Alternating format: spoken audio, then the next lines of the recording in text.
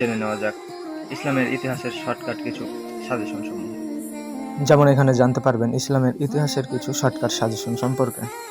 সালাত শব্দের অর্থ কি? উত্তর, সালাত অর্থ প্রার্থনা করা। খলিফা আব্দুল মালিকের উপাধি কি ছিল?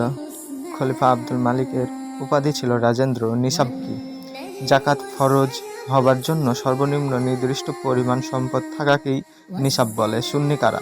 রাসূল সাল্লাল্লাহু আলাইহি ওয়াসাল্লাম এর আদেশ নিষেধ এবং কর্মপ্রণালী অনুসরণকারীদেরকেই সুন্নি বলা হয়। জুন্নুরাইন কার উপাধি ছিল? হযরত ওসমান রাদিয়াল্লাহু তাআলা আনহু এর উপাধি। বদরের যুদ্ধ মুসলমানদের সৈন্য সংখ্যা কত ছিল? উত্তর, 313 জন। মেরাজ শব্দের অর্থ কি? মেরাজ শব্দের অর্থ ঊর্ধ্বগমন।